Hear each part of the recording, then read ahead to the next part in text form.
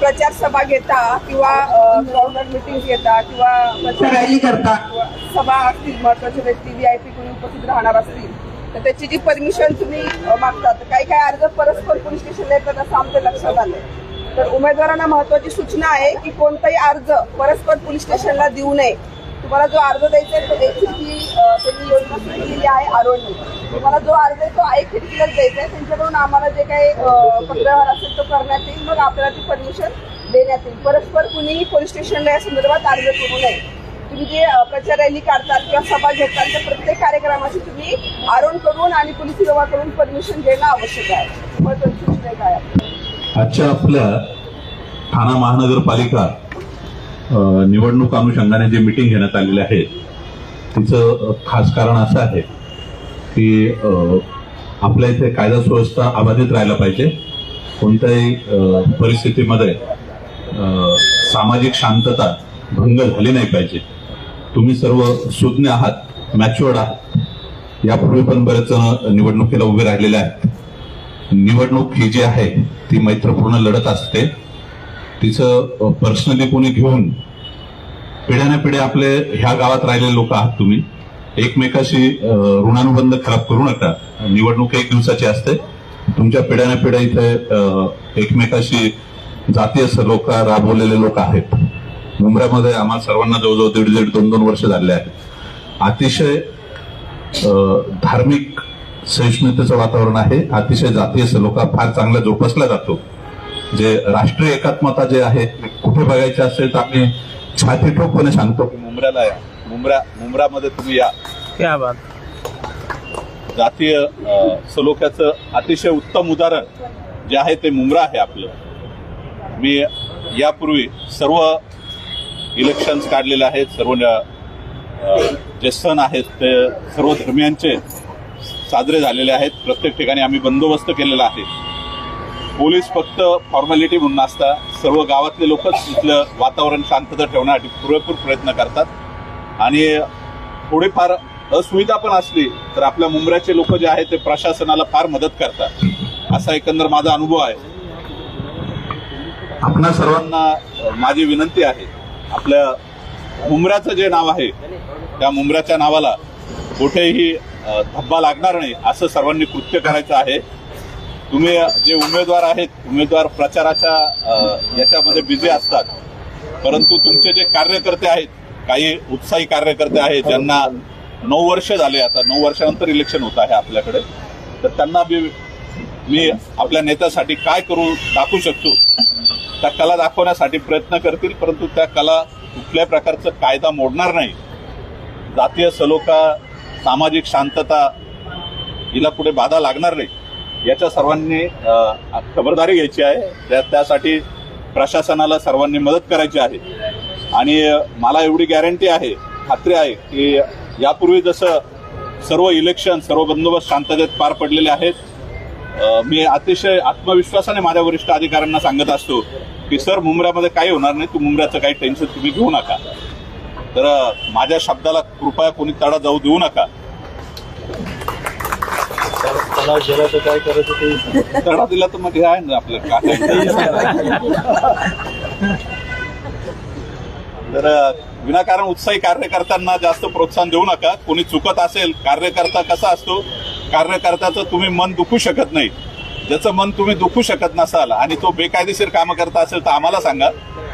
आम्ही त्याची म्हणजे काय त्याचे आमच्यावर आम्ही आमच्यावर घ्यायला तयार आहे. तुम्ही रोष पत्करू नका, तो रोष आम्ही आमच्यावर घेऊ.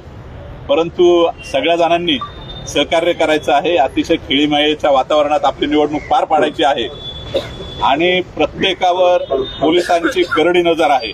तुम्ही किती काही उद्योग करायचा प्रयत्न करा, तुमच्या कार्यकर्त्यांना सांगा, आमच्याकडे सगळ्या खबर असतात. प्रत्येक ठिकाणी सेक्टर ऑफिसर दिलेला आहे आणि तो सेक्टर ऑफिसर तुमच्या उमेदवारांच्या पण संपर्कात आहे, कार्यकर्त्यांच्या पण संपर्कात आहे आणि तो कंटिन्यूस तुमच्या आपल्या मुंब्र्यामधील प्रत्येक वॉर्डामध्ये जे सेक्टर ऑफिसर आहेत, 3 सेक्टर ऑफिसर आहेत, त्यांच्यासोबत स्टाफ आहे, ते सर्वजण फिरत असतात. त्यांचे गुप्त बातमीदार पण फिरत असतात. त्यामुळे कृपया विनंती आहे की सर्वांनी आम्हाला कोणतीही कायदेशीर कारवाई करण्यासाठी भाग पाडू नका आणि यापूर्वी जेवढे इलेक्शन पार पडलेले आहे आपण कुठलाही गुन्हा आपल्या इथे दाखल झालेला नाहीये. कृपया विनंती आहे की कोणी कुठल्याही प्रकारचा गुन्हा आम्हाला दाखल करण्याची वेळ येऊ देऊ नका.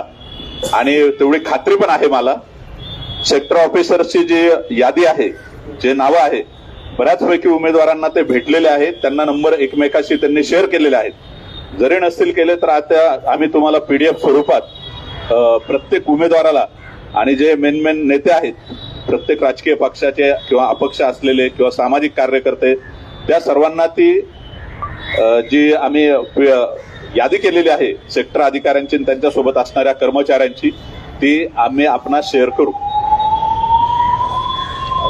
संपर्क करा. आणि सर्वांचा आता सर्व अधिकारी वगैरे इथे जुने झालेले आहात. आपण सगळे एकमेकाला कायम ओळखतो, एकमेकाशी संपर्कात असतो.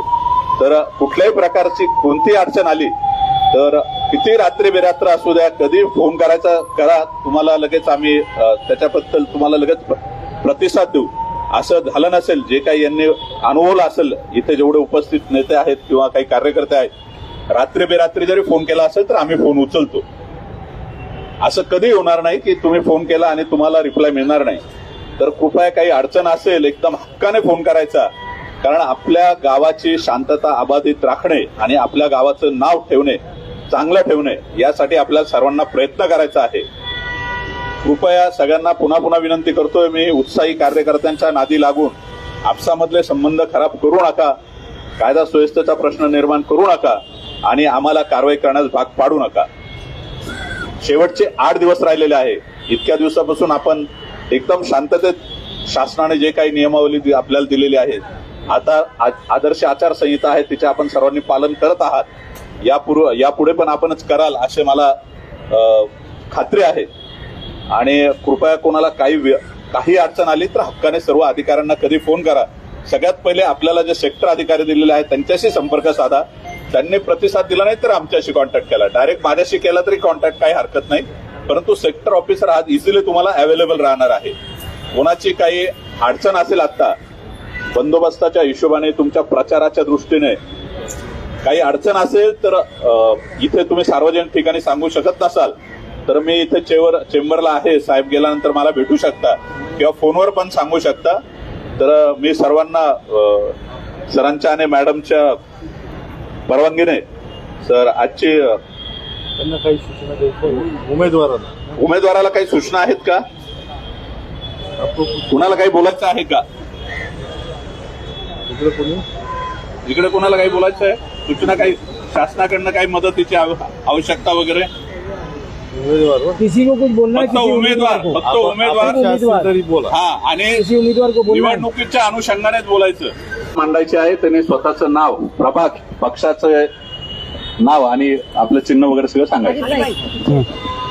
सूचना दिली त्यासाठीच ही आजची मीटिंग आपण घेतलेली आहे.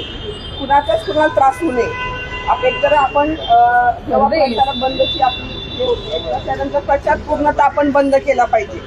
सोशल मीडियावरती वगैरे ह्या इन्फ्लुएन्सर आहेत किंवा बाहेर जो प्रत्यक्ष किंवा अप्रत्यक्ष कोणताही प्रचारासाठी बंदी झालेली असते. सगळ्यात पहिल्यांदा सगळ्यांनी तिथे लक्षात घेतली पाहिजे की प्रचार बंद म्हणल्यानंतर 100% प्रचार बंद झाला पाहिजे. दुसरी गोष्ट आहे की आपण जिथे मतदान केंद्र आहे त्याच्या 200 मीटरच्या बाहेर बूथ लावतो. प्रत्येक राजकीय पक्षाचं बूथ असतं. तिथे काय आपण करतो की मतदार यादीतील मतदाराचा क्रमांक, त्याचा मतदार यादी क्रमांक आणि जो क्रमांक आहे त्यासाठी आपण 2 लोकांना आरोग्य परमिशन दिली असते, त्यांना अधिकृतपणे आय कार्ड वगैरे दिलं असतं. तर आपण ही गोष्ट लक्षात घ्यायची की त्यापेक्षा जास्त लोक तुम्ही तिथे ठेवू नये. म्हणजे एखादी तर गर्दी झाली बूथवरती तर खूप मोठ्या प्रमाणात गर्दी होते. जे तुम्हाला अधिकृत ज्यांना आरोग्य परमिशन दिलेली आहे, ज्यांना अधिकृत दिले त्यांनाच फक्त त्या बूथवरती नेमण्यात यावं, इतर कोणालाही बूथवरती तिथे थांबू देऊ नये. आणि 100 मीटरच्या आतमध्ये प्रचाराला पूर्ण बंदी आहे. त्यामुळे कोणत्याही पक्षाचं जे चिन्ह आहे किंवा झेंडा आहे ते वापरण्यासाठी मनाई आहे. परंतु आपण जे 200 मीटरवरती जे बूथ, असा अनुभव आहे आधीच्या निवडणुकीचा की तिथे तुम्ही बूथसाठी जी चिठ्ठी देता मतदारांना त्याच्यावरती पक्षाचं चिन्ह छापलेलं असतं. तसं जर आढळलं तर ते आम्ही त्याच्यावरती कारवाई करणार, गुन्हा दाखल करणार. आणि आपले FST जे आहेत, आरोनी FST नेमलेले आहेत, त्यांनी जर हे केलं तर 100% आपल्यावरती गुन्हा दाखल होणार. त्याच्यामुळे 200 मीटरला जे बूथ लावले आहेत प्रत्येक मतदान केंद्राच्या बाहेर तिथे त्या प्रकारची काळजी आपण घेतली पाहिजे. त्या कुणाच्या सूचना किंवा अडचणी काय आहेत का? विशेष करून सोशल मीडियावर ज्या पोस्ट आहेत त्या व्हायरल करताना सर्वांनी काळजी घ्या. खोपवलेला चुकीच्या दुसऱ्याच्या भावना दुखवल्या जाईल.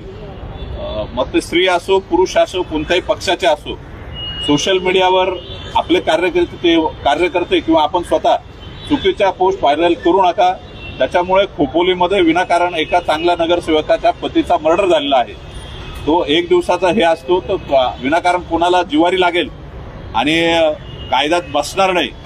कोणाच्या भावना जाती असो, धार्मिक असो, पक्षी असो, भावना दुखवल्या जातील असे कुठल्याही पोस्ट कुणी व्हायरल करू नये अशी विनंती करतो. कायदेशीर कारवाई करण्यात येईल.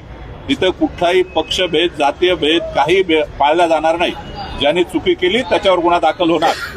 बोलो क्या फ्लाइंग स्क्वाड के ऑफिसर है वो वेबसाइट पे आरो डिसाइड करते हैं वो. इलेक्शन कमिशनची वेबसाईट आहे, त्याच्यावरती पण तुम्ही तक्रार नोंद करू शकता. त्याच्यावरती आलेल्या प्रत्येक तक्रारीची दखल आरोग्य घ्यावी लागते.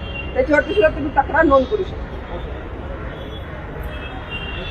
त्यासाठी जे डीसीपी सरांच्या मार्गदर्शनाखाली माननीय पोलीस आयुक्त आशुतोष डोंगरे सरांनी आदेश केला होता, त्यानुसार ही जी मीटिंग आपण पार पाडलेली आहे त्याच्यात आपण सर्वजण आलात. सर्वांनी एकदम थोड्या वेळामध्ये आम्ही तुम्हाला सूचना दिल्यानंतर पण आपण सर्वांनी एवढं आपलं व्यस्त शेड्यूल सोडून प्रचाराचं आपण लगेच आलात आमच्या विनंतीला मान देऊन. त्यामुळे मी सरांच्या मार्फत आपणा सर्वांचे आभार मानतो. आपणा सर्वांना निवडणुकीसाठी खूप खूप शुभेच्छा देतो. सर्वजण भरघोस मतांनी निवडून या आणि